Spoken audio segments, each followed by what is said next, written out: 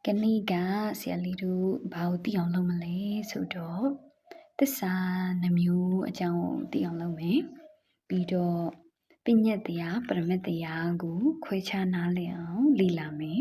bidoနောက်ဆုံးတစ်ခုကနေ episode တွေဖြစ်တာကတော့အရေးကြီးတဲ့ဒိဋ္ဌိ၃မျိုးကြောင်းကိုလေ့လာကြမယ်။ကဲစာကြရအောင်။တစ္ဆာနှမျိုးမန်ကန်တစ္ဆာဆိုတဲ့အဓိပ္ပာယ်မှန်ကန်မှုပေါ့နော်အမှန်တရားပေါ့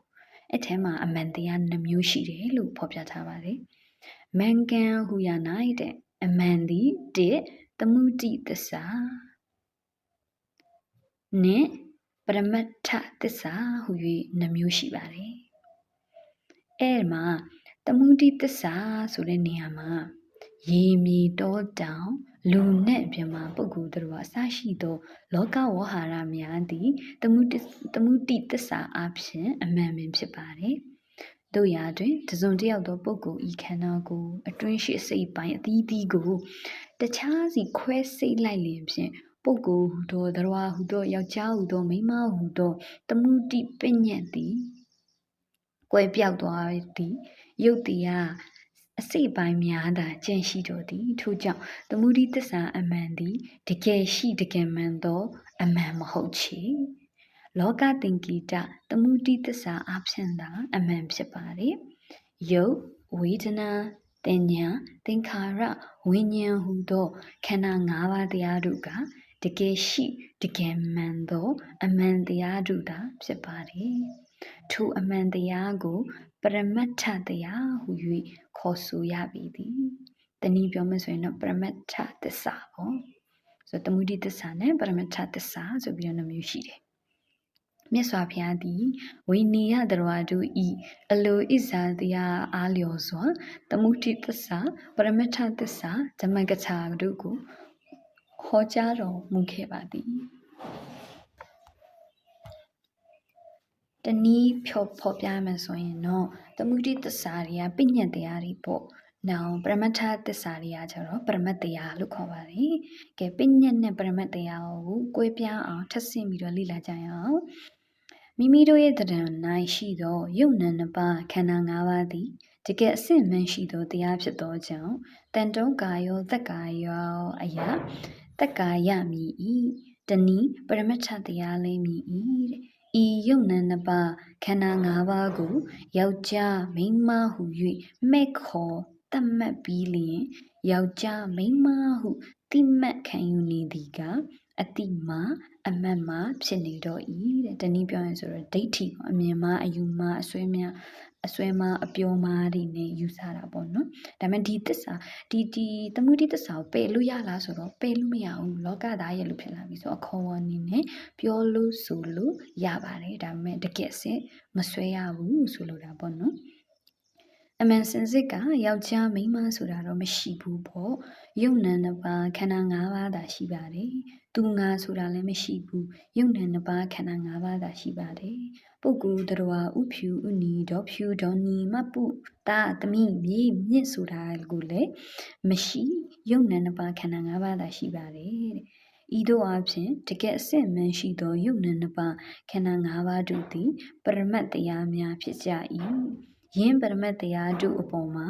ခေါ်ယုံတာခေါ်နိုင်ဖို့မဲ့ခေါ်တတ်မှတ်ထားသောယောက်ျားမိန်းမဥဖြူဥနီဒေါဖြူဒေါနီတာသမီးမြေမြင့်စသောအမိတို့ကပညတ်တရားတို့သာဖြစ်ပါတယ်တဲ့ဆရာလေးအချင်းချင်းအဖြစ်ဘယ်လိုမျိုးပြောချင်လဲဆိုတော့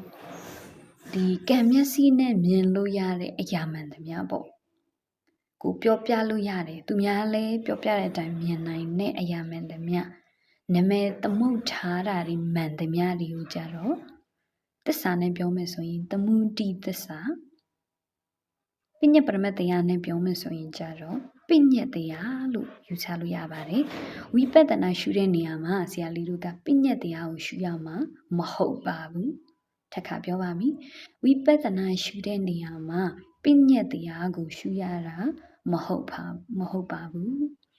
နောက်တစ်ခုကပရမတ္ထသစ္စာပရမတ္ထတရားဘယ်လိုပဲခေါ်ရပါတယ်ဆိုတော့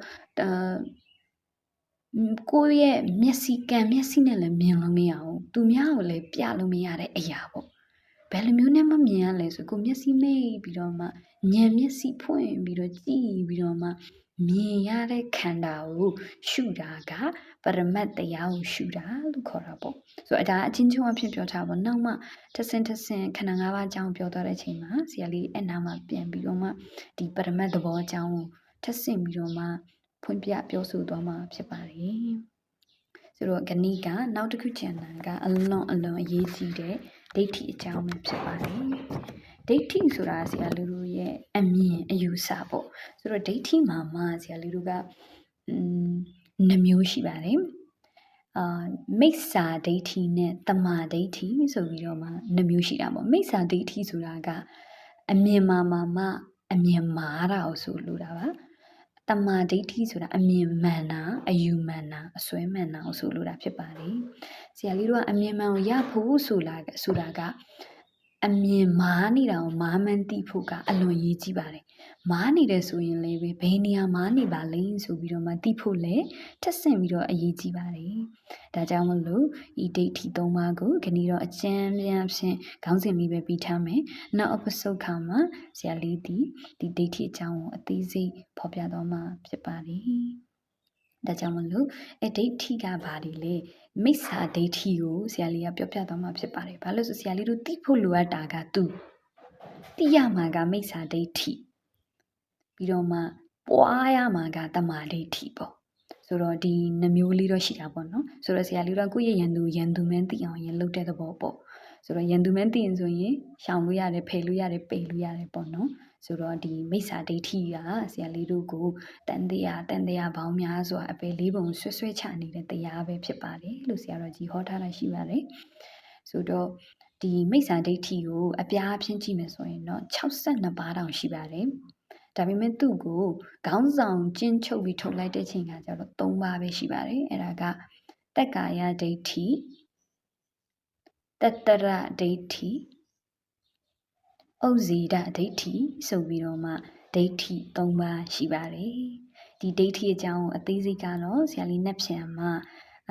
မနှက်ဖြန်နောက်အပစုပေါ့နော်နောက်ပစုမှာအသေးစိတ်ဖော်ပြသွားမှာဖြစ်ပါတယ်ဒိဋ္ဌိပဲမဟုတ်ဒိဋ္ဌိဖြစ်ရတဲ့အကြောင်းရင်း7ပါးပါရှိတယ်အဲအကြောင်းလေးတွေကိုပါဖော်ပြသွားမှာဖြစ်ပါတယ်ကဲအားလုံးပဲသစ္စာတရားများကိုနားနိုင်ကြပါစေနားတဲ့အတိုင်းလေးသိနိုင်ကြပါစေသိတဲ့အတိုင်းလေးပဲခန္ဓာမှာဉာဏ်အမြင်ရှင်းပြီးတော့မှနားလည်နိုင်ကြပါစေနားလည်နိုင်တဲ့အတိုင်းလေးပဲပွားများပြီးတော့မှမတ်ဖို့နိဗ္ဗာန်ကိုဤဘဝဤခန္ဓာဤသာသနာတွင်မှာပင်မျက်မှောက်ပြုနိုင်သောတက္ကကောင်းတက္ကမကောင်းအရိယာသူတော်ကောင်းများဖြစ်နိုင်ကြပါစေလို့မေတ္တာဆန္ဒပြုရင်းနဲ့တာဓု၃ကျင့်ခေါ်ပြီးတော့တော်ကြရအောင်တာဓုတာဓုတာဓု